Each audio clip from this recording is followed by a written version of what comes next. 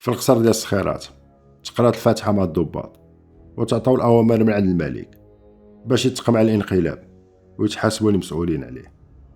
المهمة تعطات الجنرال الباشير البوهالي، كان خاصو يرجع الأوضاع كما كانت قبل ما تشرق الشمس.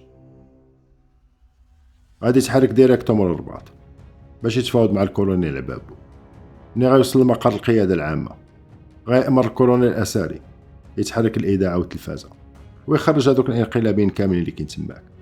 قال لي اعتقلهم كاملين وديهم في التكانات اللي مسؤول عليها. الجنرال الباشير البوهالي كانت عنده واحد العداوة قديمة مع الكولونيل عبابو، وبالنسبة ليه هاد المهمة ما كانتش الأمر ملكي، كان غادي باش يصفي حساباته مع الكولونيل. من يوقف قدام القيادة العامة كانوا مورا بطايون ديال العسكر، غيقول لعبابو واش دير هنا الحمار، القيادة العامة ماشي بلاصتك. هو يجاوبو الكولونيل، قال لي هذه هي البلاصة اللي خاصني نكون فيها البليد، انت اللي خاصك تمشي في حالاتك. قال لي الجنرال لعبتي وخسرتي واللي عطا الله عطاه، ما بقى عندك ما يدار، اخرج في حالاتك. هذيك الساعة فهم عبابو بلي الانقلاب فشل وفي السخيرات الملك باقي عايش ورجع زمام الأمور. جاوب الجنرال بدبلوماسية هاد المرة، قال لي بغيت نهضر معاك الراس في الراس وانا متأكد ان وصلت شي نتيجة إيجابية. هو يجاوبو الجنرال، قال لي الا ما بغيتيش تموت هاد النهار حط السلاح وقول الناس اللي معاك كاملين تا هما يحطوا السلاح، وهاديك الساعة نقدروا نهضروا. عبابو قرا لي في وجهو الافكار ديالو وعرفوا جاي باش يقتلو وما كاين لا مفاوضات لا والو، وبالزربه ناط قرطاس بيناتهم بحال شي فيلم ديال الويسترن. الجنرال الباشير البوهالي غيطيح هو الاول في الارض، جا فيه بزاف ديال القرطاس ويموت في البلاصه. وعبابو جاو فيه جوج قرطاسات، كان تا هو طايح في الارض ولكن باقي حي. غايقول الصديق ديالو عقا، قتلني اخويا عقا انا مزوق فيك، هذا اخر اوردر نعطيه لك في هذا النهار. ويبقى هذاك عقا مردد ويقول لها عتيرها وما تخممش، الا تحسبيني يديهم غنموت الاف ديال المرات. جبد عقا الفردي ديالو ونفذ اخر اور ديال عباب.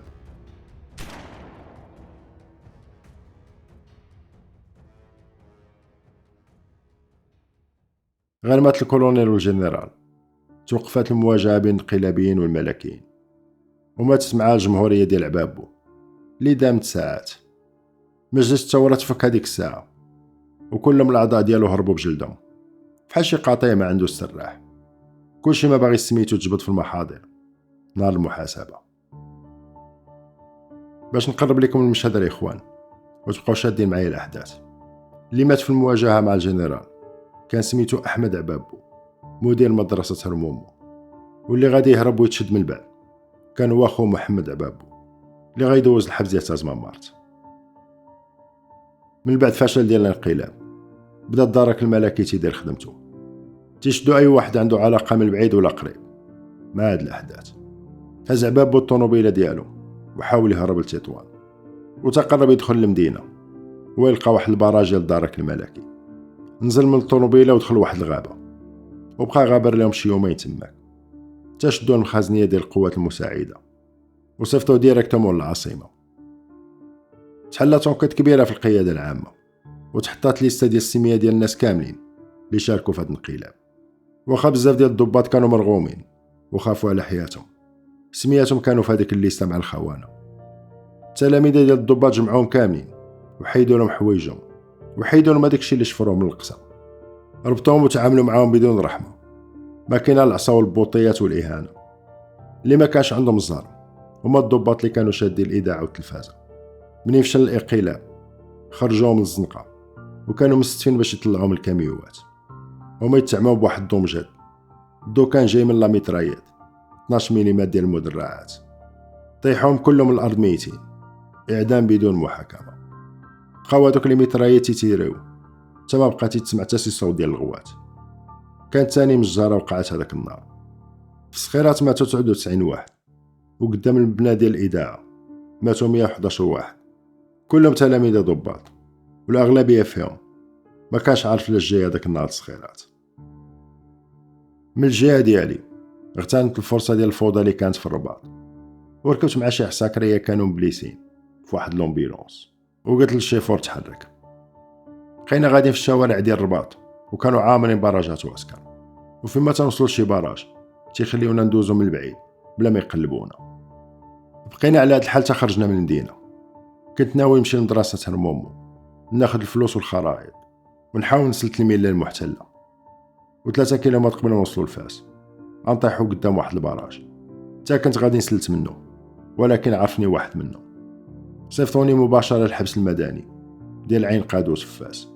دوزت الويكاند تماك، ونهار اثنين بدا السنتار.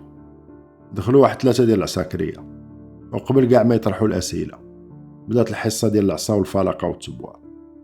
كانوا تيضربوا وتيسولوا في نفس الوقت، واخا تبغي تجاوب ما تعرف ما تقول لهم.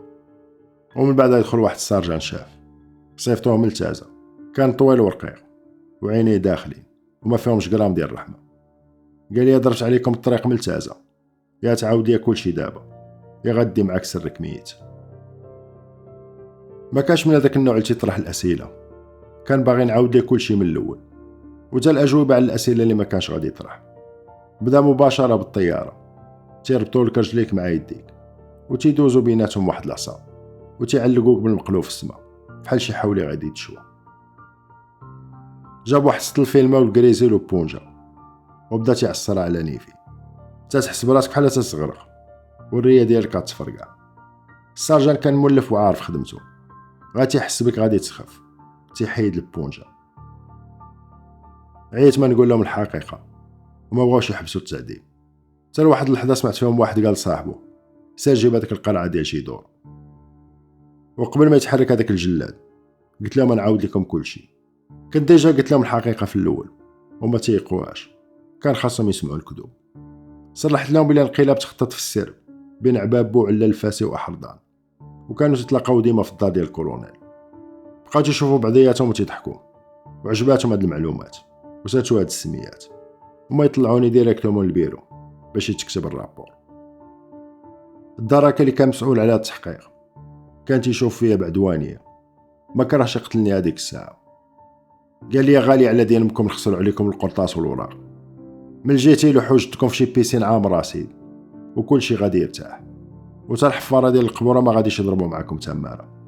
دوماج ما عنديش هاد السلطه، والله تنقي المغرب منكم. نهار 3 مع 7 ديال الصباح غادي يرونديوني الرباط، وصيفطوني في واحد لوندروفير ديال القوات المساعده.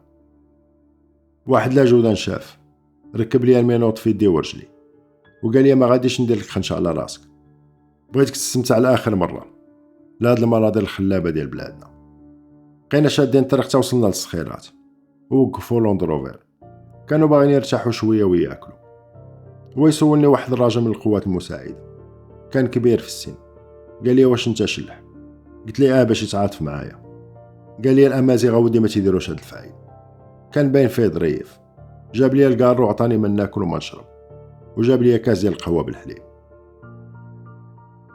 مع 10 ديال الصباح وصلنا للدوزيام بيرو، جلسوني في الكولوار كل مينوطات، وخرجوا الموظفين كاملين تتفرجوا بحال تيشوفوا شي واحد جايبينه في شي سيرك. عرفتهم بزاف ديال الموظفين، كانوا تيقولوا نهار السبت عاش عبابو من يعطى الخطاب ديالو، قمه ديال النفاق. منين جا الكوموندو ديال الاستخبارات قالوا لي هذا يلاه جبناه النمره 22. غطاو لي عيني بواحد الثوب احمر، كان عندهم 3 ديال اللوانات، احمر وازرق وبيض، وكل واحد على قد المسؤوليه ديالك في الانقلاب ديال الصخيرات. طلعوني للدوزيام ايطاج وجلس في الارض، ما كنت نشوف والو من غير الصوت بلا وجه ديال هذاك اللي تيطرح الاسئله. الاجوبه ديالي كانت مغايره على هذاك الشيء اللي قلت للدرك الملكي فاس. سي نورمال كان تعذيب. هاد المره عاودت لهم القصه كما طرات. هو خاطر تعاود الحقيقه خاصك تدوز من لاكاز ديال لاصا. كل شويه كان تيطلعوا شي واحد الاستنطاق وتنزلوا لاخر الفلاقه، حتى تاكل العصا لتحت والفوق. منين الكابيتان تيسولك وما تسمعش هذاك الشيء اللي بغا، تنزل عليك لا جودان الوجه بكروشي وتكمل لك السارجان بتريسينتي. كنا تنسمعوا بالليل ونهار الغوات والطليب ديال عباد الله، وكلشي خايف تجي النوبه ديالو حيت يقدروا يهزوك في اي لحظه. الليله من بعد جات واحد الطوموبيله كحله من نوع دي اس سيتروين، نزلوا منها 2 حراس لابسين الكحل، داروا لي توب على عيني وهزوني من الدوزيام بيرو، بداوني ديريكتومون للدار ديال الوفقير. طلعنا في شي دروج وجلسوني فوق واحد الزربيه. كنت اسمع بزاف ديال القصص على وفقان، تيعاودوا عليه ولا واحد الراجل ما فيهش الرحمه، تيعاودوا في الحرب ديال الريف ذبح بزاف ديال الناس بيديه فعود ما يقتلهم بقرطاسه. وفي وسط الافكار اللي كانت تدوروا لي في راسي غادي نسمع الصوت ديال الجنرال وفقان ومع دليمي داخلين للصالون. من صوتو كان باين عليه كاعي. قال له دوك الدراكين اللي كانوا شاديني حيدوا لي هذيك الزبل من وجهو، غادي راه داري ماشي كوميساريه. ونزلوا تسناوني لتحت. جلس واحد الكنابي وقال لي اجي جلس حدايا. حيد نضاضر الكحلين ديالو وبقى تيمسح فيهم. عيني كانوا صغار وداخلين. قال لي اش درتو ولدي، علاش جيتو للصخيرات؟ الملك طلب مني رابور مدقق على هذاك الشيء اللي طرا في القصر. اش غادي نقول ليه دابا؟ حطيتوني في واحد الموقف خايب، انا اللي كنت ندافع ديما على الجيش عند الملك، جريتو ليا الزربيه من تحت رجليا. قلت ليه مون جينيرال عباب اللي تامر ماشي حنا. قال لي نركبوا في الكاميوات وتبعناه بصيفطو القائد ديالنا. قال لي اش هاد الغباء تبعتوه فحال شي خرفان، راكم ضباط ديال الجيش ماشي حمير تتصاق. قلت لي ملي خرجنا من هرمومو سولت عبابو على الميسيون ديالنا وقال لي هو براسو ما عارفاش. قال لي لقاكم حمير، واش كاين شي قائد في الجيش عنده مناوره اقل من 24 ساعه وما عارفش الميسيون ديالو؟ باينه وضوح الشمس غادي ديروا القلاب. جبدو فقير قارو من نوع الام وقال لي عندنا الليل كامل باش عاود ليا كلشي، وبغيت هذاك الشيء بالتفصيل وحط لي الباكيه قدامي.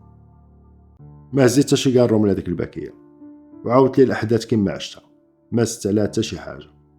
هو يسولني ويقول لي قبل من الانقلاب شكون اللي كان تيزور عبابو في دارو؟ جاوبتو كان تيجيو عنده بزاف ديال الشخصيات مهمه وحنا ما كناش نشوفهم، حيت المدرسه عندها 3 ديال البيبان. كاين الباب الرئيسي مخصص لعبابو والفاميله ديالو والشخصيات اللي تيزوروه، والباب الثاني مخصص للعساكريه، والثالث للفاميلات ديال العساكريه. وبالنسبه للشخصيات اللي كان تيجيو ديما كان الجنرال حمو بوغريد والكولونيل اليوسي والبوزيدي. وفي كل لقاء تيكون حفل في المدرسه تيدير لهم المشوي والشيخات والويسكي وتيجيب بعض المرات الدريات.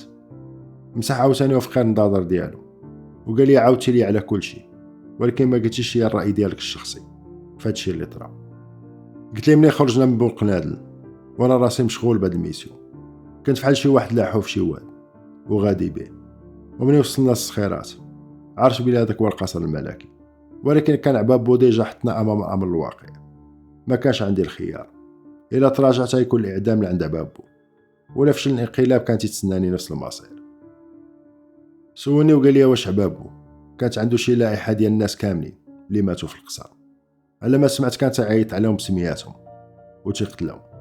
قلت لي لا هذا غلط مون جينيرال، عبابو ما كانت عنده حتى شي ليسته، كان تيدور بين الصفوفه، هو اللي تعزل الناس اللي غادي يموتوا. كاين اللي قتلهم بيديه وكاين اللي عطى اللورد العسكري باش يتيري فيهم.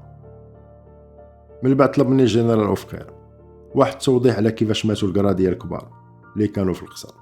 عاودت لي كيفاش مات الجنرال المذبوح والخياري وبورحمص والغرباوي. بقى ساكت تيشوف الزربيه. هو يسولني واحد السؤال ما كنتش متوقعه. قال لي مال وجهك ما فيهش قطره ديال الدم؟ قلت لي مون جينيرال من جاوبوا لنا الدوزيام بيرو ما عطاوناش لا ماكله لا شراب. هو يعيط على واحد السيد كان خدام عنده، قال لي جيب قرعه ديال الماء. بقى تيشوف فيا تنشرب فيها، ومنين سيريت قال لي اش نقول سيدنا غدا، انا من ديما تندافع على الجيش، ما نمثل لي الشرف ديالي في الغيس. هو يقول لي عندي اخر سؤال قبل ما تمشي في حالاتك. عبابو عرفنا لاش قتل، كان جاي باش يشد الحكم، ولكن نتوما لاش قتلتوا عباد الله في القصر؟ ياك ما جاييش باش تاخذوا السلطه؟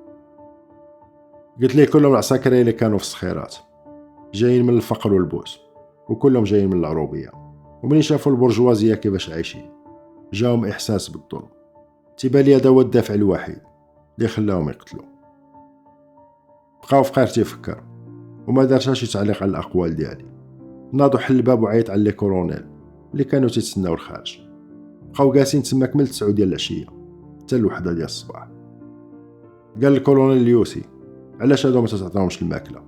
ياك باقي ما دازو حتى شي حكم عسكري؟ جيبي لي السيد فين يموت. ودار عند ليمي قال لي من اليوم بغينا رجال الامن هما اللي يتكلفوا بالاستنطاقات، وبغيت كل مسجون تجي لا راسيون ديالو كل نهار. هنا فينا نساليو الاخوان هاد الحلقه 3 وتلاقوا قريبا مع الحلقة 4. شكرا لكم جزيلا وإلى اللقاء.